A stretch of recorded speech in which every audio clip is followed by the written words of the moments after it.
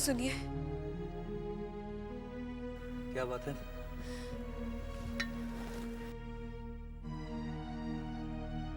वो मुझे अभी पता चला है कि सुखचर के लोगों के लगान न देने की वजह से मंझले बाबू गुस्से में सुखचर जा रहे हैं।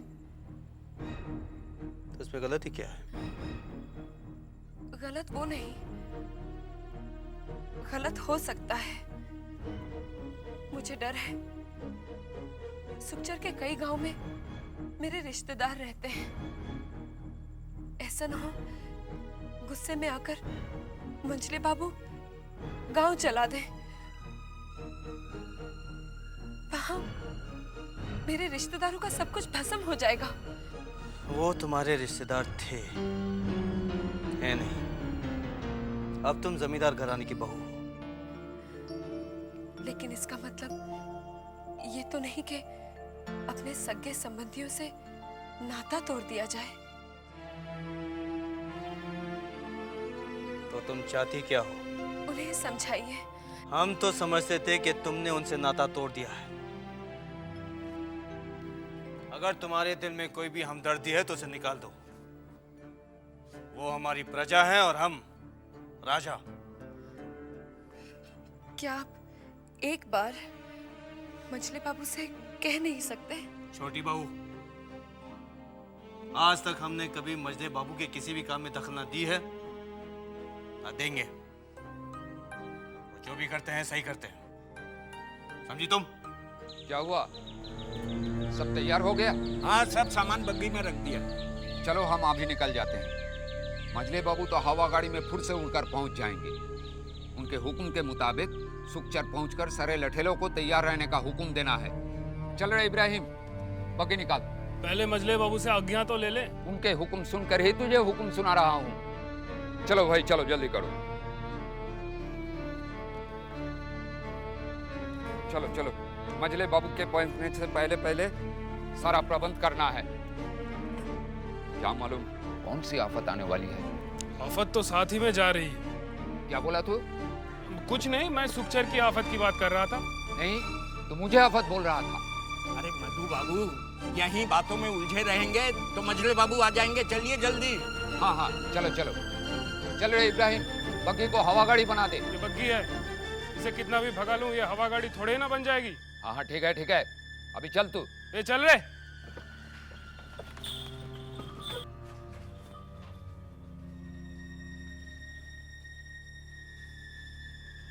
साले साहब, कुछ सुना आपने? क्या? मंझले बाबू सुखचर के लिए रवाना हो रहे हैं। क्यों? वहां की जनता ने बगावत कर दी। क्या? अरे बाप रे, अब क्या होगा? होगा क्या? हमेशा की तरह मंझले बाबू के लठेल से पिटेंगे और उसके बाद होश ठिकाने आ जाएगी। लेकिन उन्होंने बगावत की क्यों? कहते हैं कि जमींदार को देने के लिए पैसा नहीं। इस साल फसल अच्छी नहीं हुई। बंसी तो सच ही कहते होंगे वो लोग। हाँ, सच्ची कहते हैं। मगर जमींदारों की बात से कोनो मतलब नहीं है कि फसल अच्छी हुई है कि नहीं हुई। उनको तो बस अपना पैसा चाहिए, और अगर पैसा नहीं होगा तो उड़ाने के लिए पैसा कहाँ से आएगा। अच्छा चलते हैं, छोटे बाबू को उठने का समय हो गया है। तो क्या छोटे बाबू नहीं जा रहे हैं? अरे छोटे बाबू इस सब में थोड़ी ना जाते हैं। ये सब काम तो मंझले बाबू ही देखते हैं। छोटे बाबू को तो खाली पैसा चाहिए, कहाँ से आता है कैसे आता है उससे उनको कौनो मतलब नहीं।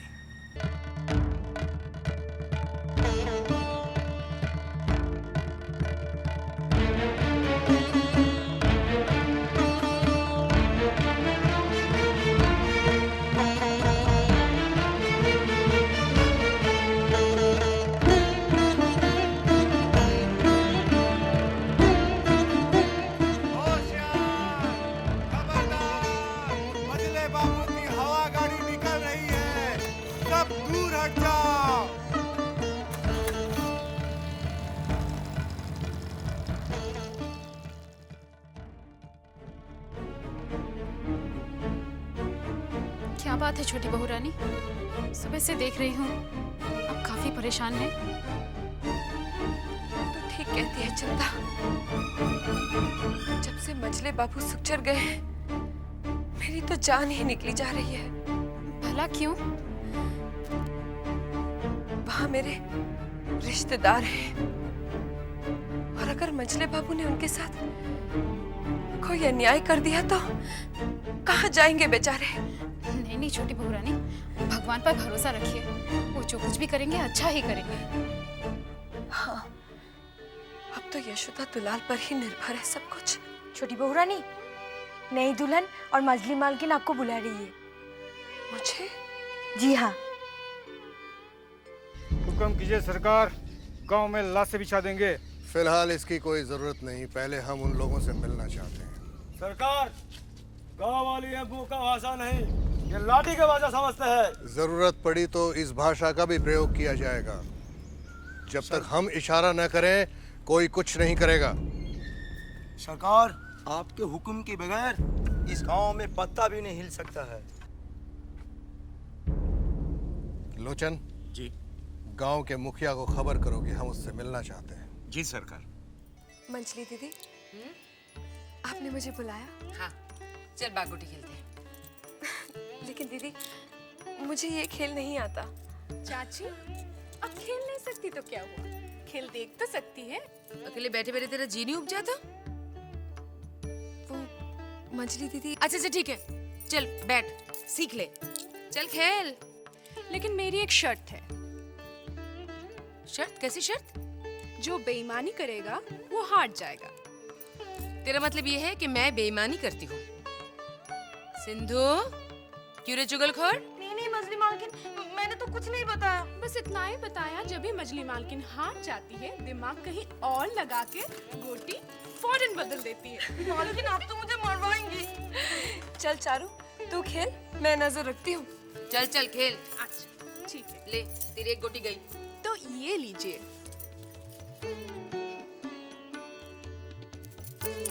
गई एक गोटी। अब क्या करेंगे?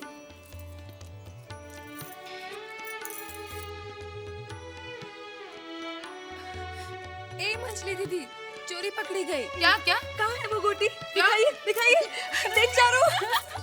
छोटे मछली चाची, आप तो हार गई। छोटे, तुझसे उम्मीद नहीं थी। अरे जाने दीजिए मंजली दीदी, खेल है, बच्चों को खिला रहे हैं। मैं नहीं खेलती।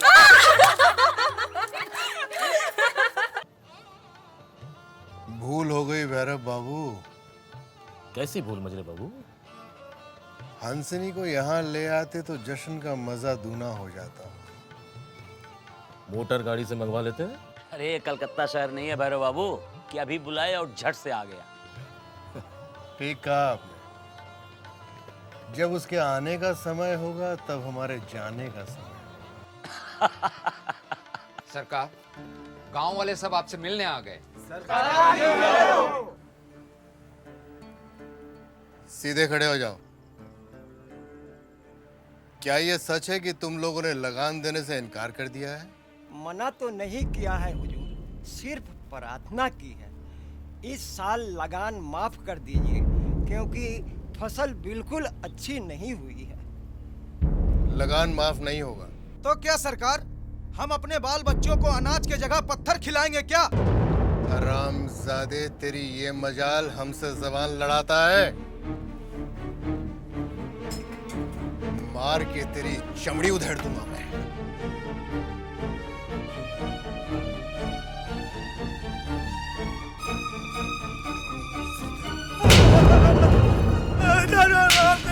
हुजूर माफ कीजिएगा। बस कीजिए सरकार।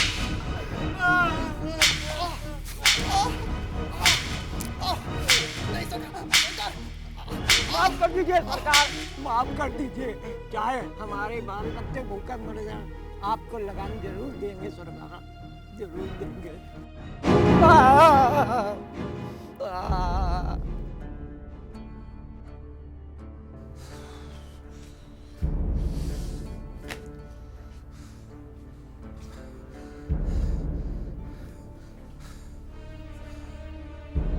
सरकार, मैं इसे पहचान गया। ये जिसने आपके खिलाफ ऊंची आवाज में बात की है, इसके दादा को आपके परदादा ने 5 रुपया में गुलाम खरीद करके लाया था। और आज इसको देखिए, आपके खिलाफ ऊंची आवाज पे बात कर रहा था। आइंदा अगर कभी इसने आवाज उठाई तो इसकी जबान काट लेंगे। ले जाओ इसे यहां से। मधु। जी सरकार। इसको हमने कोड़े से इतना पीटा है कि ये कई महीनों तक काम नहीं कर पाएगा। इसके बाल बच्चे भूखे मर सकते हैं, इसलिए इसके 2 साल का लगान माफ कर दो। नमस्ते छोटी बहू। अरे भूतनाथ, आओ आओ ना, बैठो।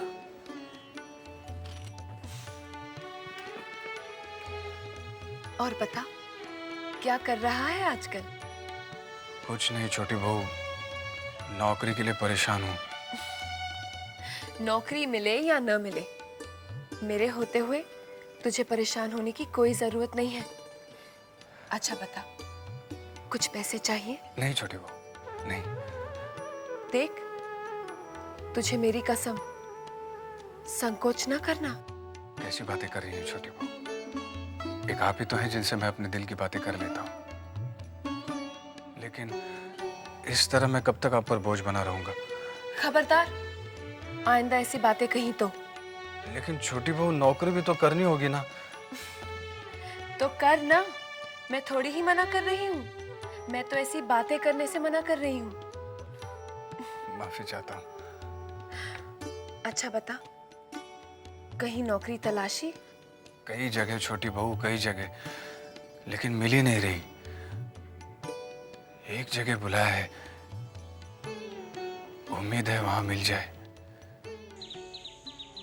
किनसे मिलना है आपको? ननीलाल से। आपको बुलाया है क्या? हाँ। क्या नाम क्या है आपका? भूतनाथ चक्रवर्ती, उसके बचपन का दोस्त हूँ। आप बैठिए वहाँ पे। मैं खबर भिजवाता हूँ, वो काफी व्यस्त है। बैठिए।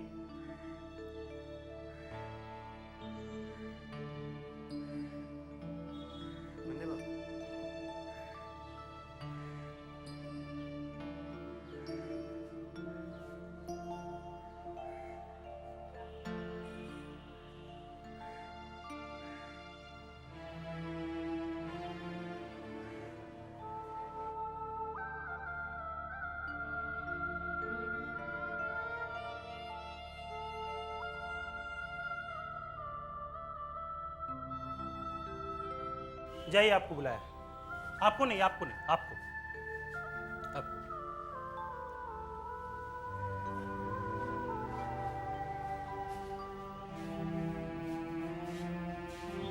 मुझे नहीं बुलाया?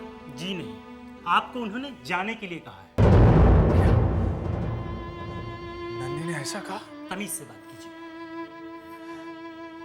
आप नहीं जानते, वो मेरे सहपाठी हैं। वो जो भी हो, हम अपने मालिक के प्रति अपमानजनक बात नहीं सुन सकते।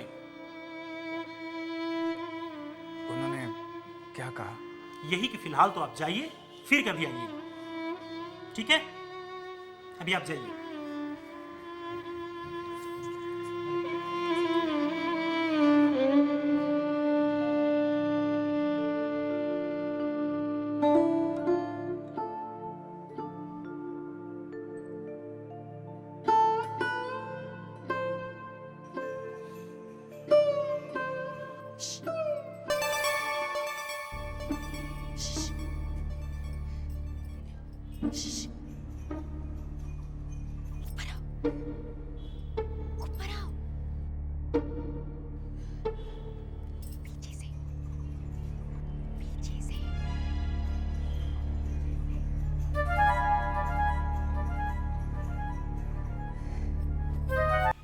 आइए आइए।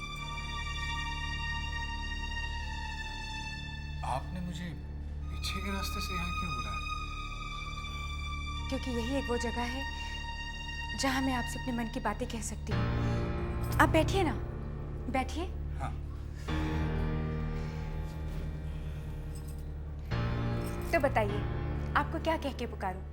भूतनाथ बाबू या भूतनाथ भैया? भैया। क्या हुआ? नहीं, कुछ नहीं। बताइए, आप कैसी हैं? बस जी रही हूँ। आप ऐसा क्यों कह रही हैं? लोग कहते हैं कि किसी से अपना दुख बांट के मन हल्का हो जाता है, मगर मैं तो वो दुखियारी औरत हूँ कि किसी से भी अपने मन की बात कह के अपना दुख हल्का नहीं कर सकती। खैर छोड़िए इन बातों को। पता है, जब मैंने आपको पहली बार नन्हे बाबू की शादी में देखा तो पता नहीं क्यों आप मुझे बहुत अच्छे लगे।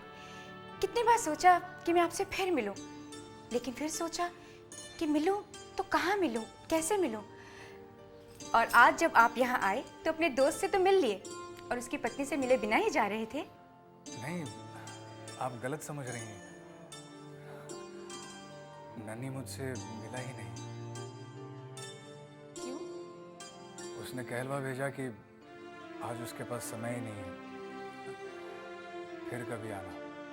आप तो इनके बचपन के सहपाठी हैं, फिर भी आप इन्हें नहीं पहचानते? मैंने तो शादी के फौरन बाद ही इन्हें पहचान लिया था। भाई अब मजा आएगा। भाभी के हाथ से दी हुई शराब का मजा कुछ और ही। जिसको मैंने अपना पति परमेश्वर मानकर शादी की थी, जिस अपने घर को मंदिर समझकर प्रवेश किया था, नहीं पता था मुझे कि एक दिन वही पति इस मंदिर को कोठा और अपनी पत्नी को तवायफ बना देगा। चुप चुप। जानते हो अच्छा पति कौन होता है? जो अपनी पत्नी की रक्षा करे, जो अपनी पत्नी को पराये लोगों की नजरों से बचा कर रखे, और जो पराये लोगों के आगे अपनी पत्नी को परोसे, वो पति नहीं, भड़वा होता है। नन्ही, पहले ऐसा नहीं था। आप अभी भी अपनी दोस्ती निभा रहे हैं, जबकि सच्चाई तो ये है कि जिस तरह गिरगिट अपना रंग बदलना नहीं छोड़ती, उस तरह इंसान भी अपनी फितरत नहीं बदलता।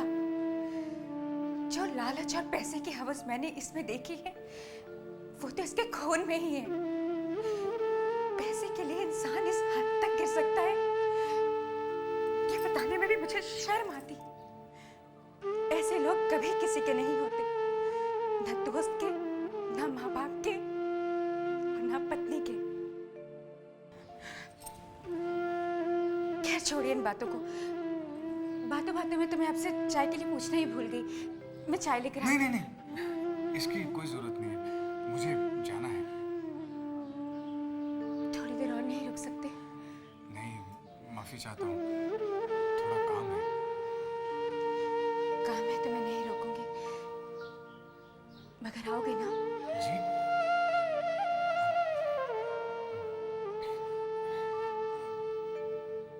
जी, आऊंगा। पीछे के दरवाजे से जाना। पीछे के?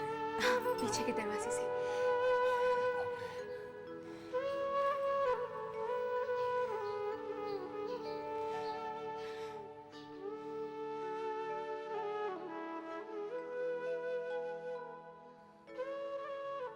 आपको कितनी बार समझाया, आपको चिंता करने की कोई बात ही नहीं है। जब हम हैं ना यहाँ पर, आपको समझा देंगे। आप जाइए जाइए आराम से हो जाए। लेकिन जी वो कागज मेरे को देखने हैं। आइए, आपको दिखाई देते कागज।